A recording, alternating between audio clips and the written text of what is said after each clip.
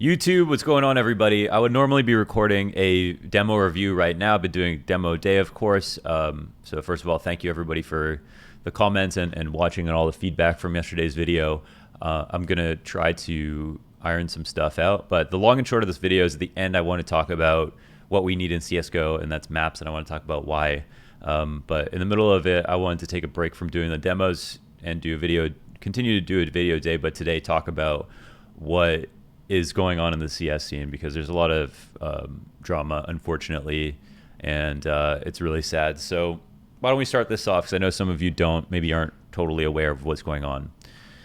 So first of all, there was a coach bug that people were abusing in professional matches that allowed you to have a kind of a cipher camera on the map in, I think, a random place, but would allow you to get tons of information on what was happening. It's kind of like having a 6-player in the server, and it had the benefit of basically being like a wall hack, and a few coaches were caught using it.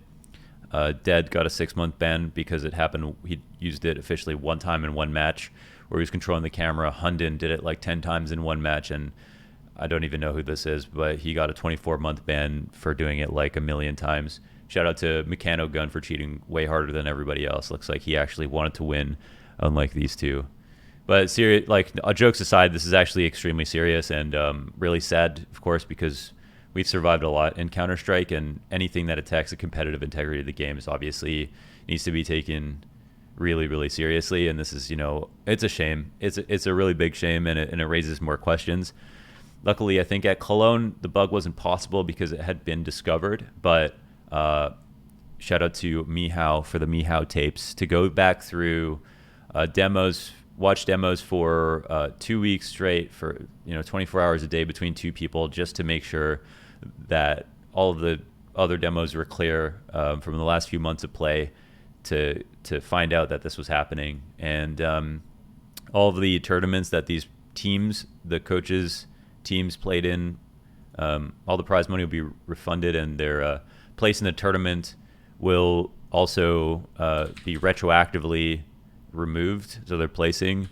So one question I have, and I'm not sure if this demo had been looked at, but MIBR had played in the Blast Showdown and ended up winning it, and I think that was these are demos that haven't been looked through yet. I'm not sure if that's true or not, but they got first place in the America Showdown, and they've only had one demo that's been spotted so far, and 3 other instances where Dead did report the demo, so I'm not exactly sure if there's going to be more coaches that get caught.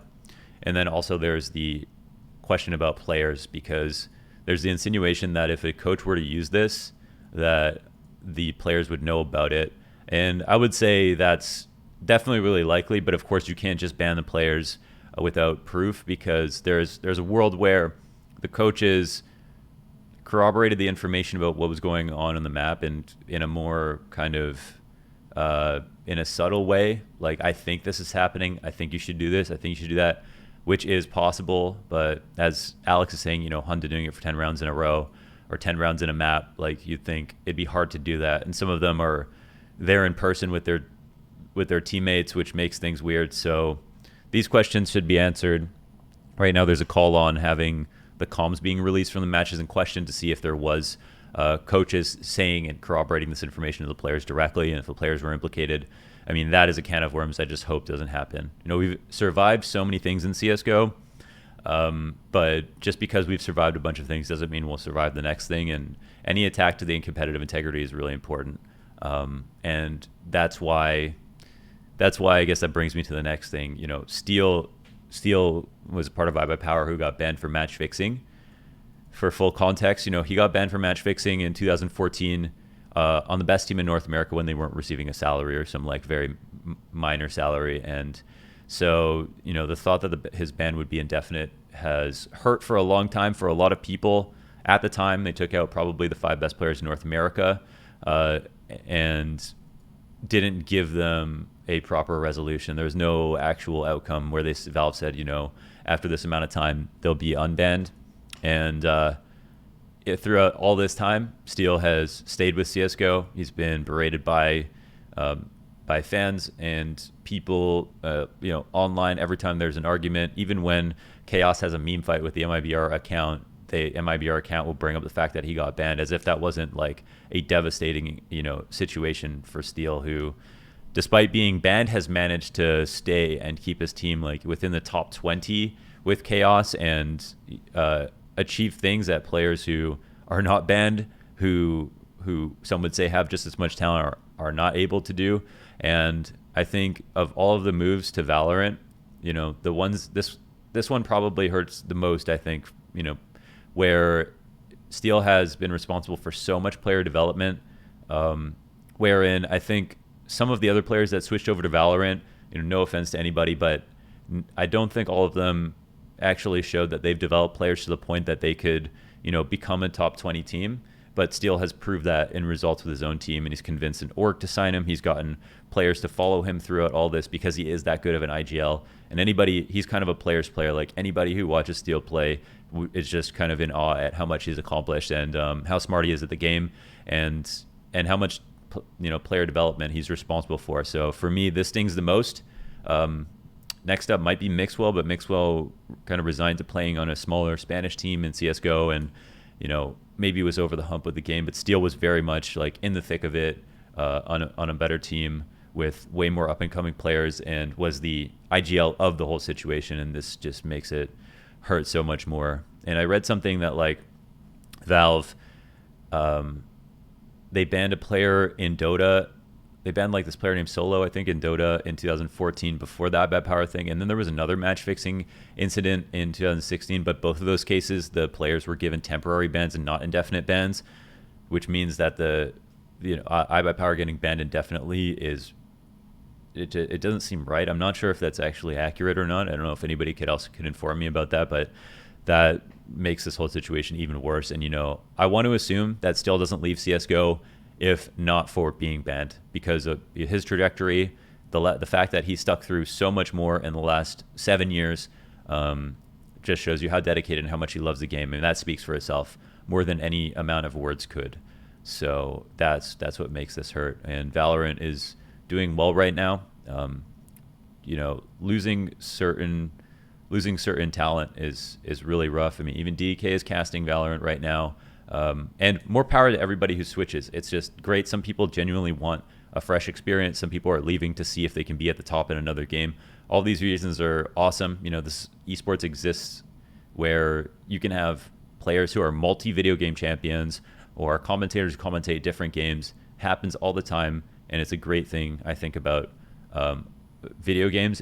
But for some of the reasons that we're losing players is kind of sad. And some of the reasons that, talent are switching off of CSGO or doing other roles in CSGO are almost irrelevant. It just hurts us, I think. And I think it's just something to think about. We had this take from Bubsky. I think if I can just find that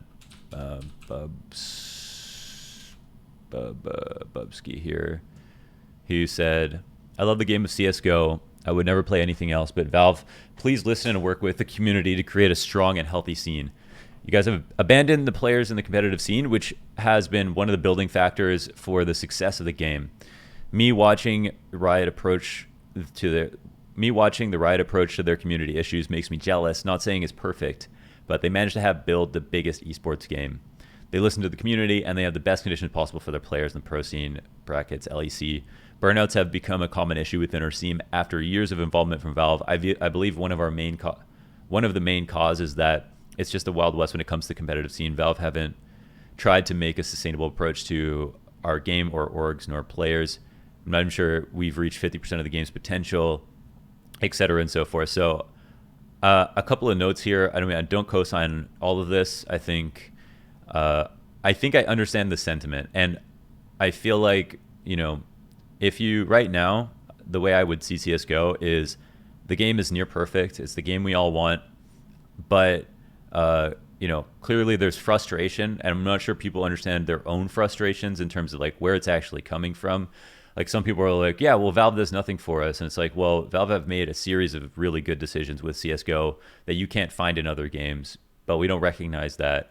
And you almost, you never want to assume that you can just have it all, right? Like, I think when people look at Riot and League of Legends, they see a game that's really successful, but it's a game that was based off Dota. It's not a completely unique concept that they can take complete, credit for in that sense. Like CS, a lot of these games are mods from games. They grew organically first. They were proven. They became proven concepts before they were bought by AAA developers or developed by AAA developers. And so we know that the games themselves are actually very good, and that's a huge reason why they're held up in the first place. And then from there on out, attributing every single thing that a developer does to the success of the game, I think is unfair and not always accurate. And so I think this comparison between Valve and Riot may not be apt. I think, one thing we have in Valve that we should be very fortunate to have is the fact that they're a private company and they don't have extra pressure from outside money to change the game, do different things. They kind of move at their own pace, and that's resulted in slow change for CSGO. But at the same time, we've got a situation where we have a game where we don't want to change. We just want it to move closer to perfection the more that we play, right? Small changes, balancing the guns perfectly, ironing out all the finer details of the maps. But do we want a situation like Valorant or some other game where the meta shifts every 2 months, where you have to compare eras of players and teams to eras where there were totally different weapons that were viable or completely, different map pools?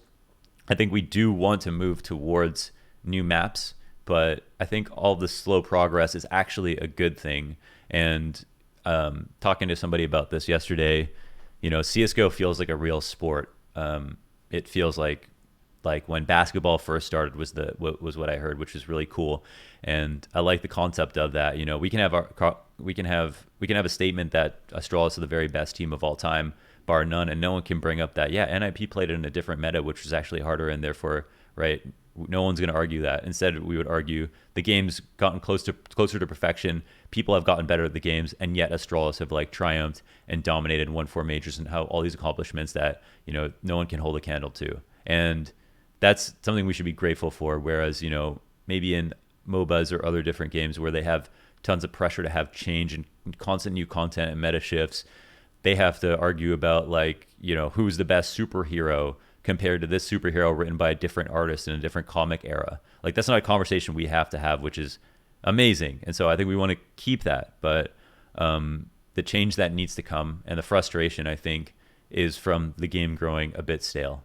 Playing the same 7 maps for 5 years or whatever it is, and with 1 or 2 changing, remakes coming in, which are good, but no huge changes. I mean, we've gotten to a point where teams playing for millions of dollars will tell you that there's nothing more you can do on Mirage to further the meta of the map. It doesn't mean Mirage is a bad map. Mirage is a fantastic map.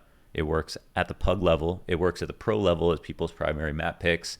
It's got tons of variety, but now people are so good at it. They've picked the best strategies, and it almost largely comes down to aim. And that's what happens to every game every map, that becomes too figured out. And so I think that, being able to slowly change these maps out for new maps will mean that you can keep the game the same. AK's M4's ops, which is what everybody wants. The mechanics are fantastic. And don't touch anything else, right? Add skins, whatever. But introduce new maps now that we can work on together and play test and polish. And then in the future, have a situation where we have a robust and bigger map pool that we can swap in and out from. Maybe we could have a year off Mirage, and Mirage comes back in a year, and people have to relearn it, and then different teams will get a buff. Different teams it'll be a boon for, but we'll have a situation where there's just a bit of a shuffle, but the quality of the players and teams and stuff that doesn't change. Just the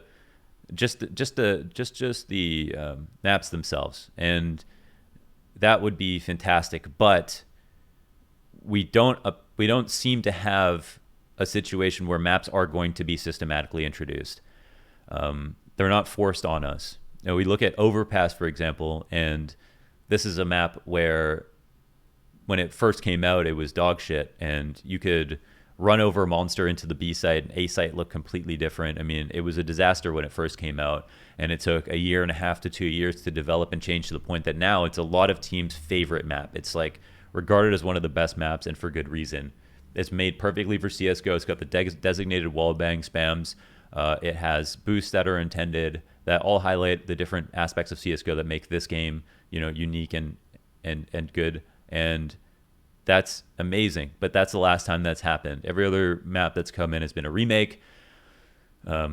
Cobble's been removed. We don't know if that's coming back, but we need to start introducing maps and then forcing people to play them. And then even if they're bad, we will do all the play testing. And then eventually we get to a point where there are new maps to bring into competitive play, or maps that have stayed in competitive play that are finally good. Vertigo is at that point. But I feel like one map at a time and at this rate is way too slow. We have the problem of staleness in CSGO, which is one of the better problems to have. And I would like to make that, 100% clear. Not changing this game too much is a great thing. And, moving slowly towards perfection as opposed to shuffling is awesome as well. But they're not going to be able to introduce an 8th map to the pool that is on the level of Overpass, Inferno, Mirage, Dust 2, every single other map out there right now. It's going to take time. It's going to take play testing, and we haven't started on that yet. I'm getting tired of people coming into my stream talking about, like, why are you still playing CSGO when, Valorant's out? Like, you're lying to yourself, telling yourself that Valorant is like not taking over. I was like, fuck off. Okay. Like, this game is clearly extremely healthy. When we look back to what a lot of people look at as the, best years of CS or whatever, and like we've doubled the average concurrent players, even when we're on a decline right now. We peaked this year in terms of our highest ever concurrent average. And so, I mean, this game is absolutely more than healthy, and clearly more people getting into video games and more people being on Twitch and more people playing other FPS titles raises the tides for all the ships. We've learned that that's true, and CS is no different. And I've taken a break to, in the past year, I just haven't played that much because of just all the casting. But now that I've come back and started playing again, like within 2 minutes of being in deathmatch or sitting on aimbots, like nothing feels the same. Like Valorant's maps are not even close to CSGO maps in terms of the intricacy or detail. And like the peaks in Valorant, the movement in Valorant, like none of that stuff is even close to CSGO as far as I'm concerned. And I personally, when I play CS, I don't want abilities, I don't want ultimates. So there's pretty much nothing about it that's about Valorant that's even better, objectively speaking, than CSGO. And the popularity of the game, yeah, it is. It's striking in the sense that, like, people are leaving and stuff, and the game is growing, and that's something that we should be thinking about. But that doesn't mean being like Valorant or being like Riot. It means we have to just figure out our own way of growing. And I think for me that comes down to maps. I think on Valve's end, keep the skins coming in. CS:GO skins are awesome, but I think maps are the way that we create long-term sustainability for the game. And that's my opinion, and I'm sure people have way better opinions than me. So if you guys have an opinion on that, let me know. But just want to get caught up on all of this recent drama, which kind of sucks, and then talk about some of the frustration in the community. And I guess also just want to quickly say, like, matchmaking is also a big problem. Opening the game with a new player and trying to introduce them to the game and have fun at both at the same time is like virtually impossible. It's like even teaching people how to use console and stuff is ridiculous. So there's definitely a lot of quality of life improvements that Valve could add to CSGO to make the game more accessible. Like, I started learning Dota with my girlfriend, who's played for a long time, and she's taught me so much about Dota. But just being in that game for a little bit, you can just feel the difference in the love between CSGO and Dota. Like, it's undeniable. Like, I'm never gonna, I've said things I've regretted about Valve, but overall, like, I couldn't be more happy to be playing a game that Valve have created, because they've done such a fantastic job. But the contrast is just stark with just how much attention they've given to Dota. Like, it might be hard to say, like, what do you want from CSGO? And it's like, well, I'm not sure that this is kind of like up to me to decide. There's certain things that need to be fixed, but in terms of the bonus content, like something like Dota Plus, for example, I mean, people are complaining about that right now, but there's just so much more in Dota that's like, wow, I can't believe, why don't we have this in CS, you know? And I'm sure with just a bit more ingenuity and like effort into like creating stuff for the game, there'd be stuff to come out of it that would be cool. I don't think that that's operations or anything, but yeah, one of those things is fixing the new user experience, I feel like. And one of the biggest problems with matchmaking, of course, is that like you, even if Valve came out today and said there are no more cheaters in matchmaking, it wouldn't matter. Like people wouldn't believe it. You'd go into your matchmaking, you'd still think people are cheating. Like we're scarred. We've been beaten down playing matchmaking all these years. Like there's no way that you're not going to assume like a new cheat hadn't come out. Like we couldn't trust the fact that like cheats have been beat.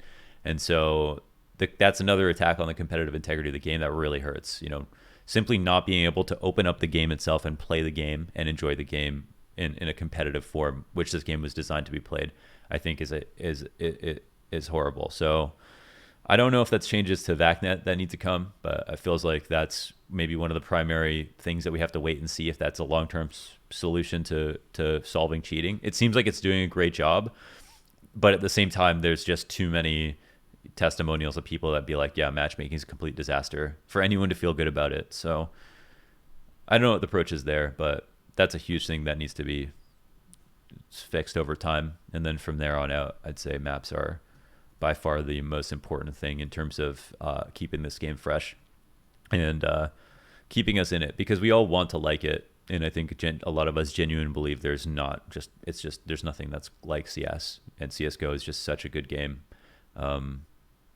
Yeah. And it just can't be replaced. So it would be really nice if it felt like there was more effort. And of course, like right now, it's a tough time, especially for Valve, where like there are rumors of Source 2 being ported over, but things coming to a halt because of COVID, and that's understandable as well.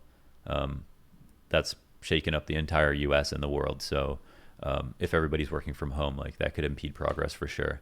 And so hopefully, stuff's on the horizon, but I think it is, an important call to action to be like, all right, well, here's what we need to work on. I think that primary thing is maps. So anyways, that's my 2 cents for today. Just want to upload that. I'll be going back to doing the demo reviews tomorrow, and from tomorrow, and just keep doing them every single day. And I think I might start doing a demo review. And so for everyone who came from the news, that's it. Now I'm just going to talk about the YouTube channel. So for the YouTube channel, my goal is to do a demo a day and just commit to it, because for me, I've always felt like creative, and when I've had a jolt of inspiration, I feel like Nathan and I have created some of the best CS:GO content that we have ever wanted to achieve. Some of the most innovative stuff with the coolest takes and concepts, and Nathan's editing has always just gotten better and better, and that's awesome. And we've created some home runs, and the viewership speaks for itself. But being able to put out a consistent product is also something that I've always wanted to do, just committing really hard to one thing. And I've been trying to introduce just tons of discipline into my life, like getting onto a routine, sleeping at the same time every day, gymming in the morning, same breakfast, video before the stream on a schedule, which I've stuck to 2 to 7 every day. So this is kind of me trying to introduce some discipline and routine into my life, and just committing to that and just seeing what that does. And over time, I have tried to improve and use the feedback to make the videos better in these last 10 episodes. And there's some stuff that I'm going to still implicate. But right now, the last thing I changed was like updating the thumbnails, making those cooler. But I would like to figure out just like, so one of the criticisms that I had on the video was like, well, it kind of feels like you just watch the demo and like react to what we're watching, but it feels a bit messy.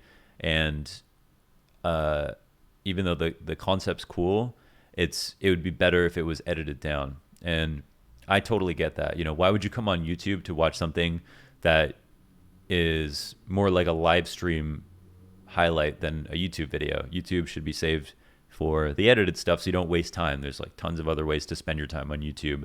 And that criticism I totally understand. The only issue is that once I take that step into editing or watching a demo twice or taking notes on a game and then doing the video, pre-planned, or going into 10 perspectives on one round, then I'm getting to the point where it goes from an hour and like my lunch hour in the day to recording and watching a demo with everybody to now like 3 hours of editing every single day, which is a bit way harder to do. It would probably cause me to burn out, and I don't want to go away from the doing one every single day. So I'm at kind of a crossroads with like how to approach that.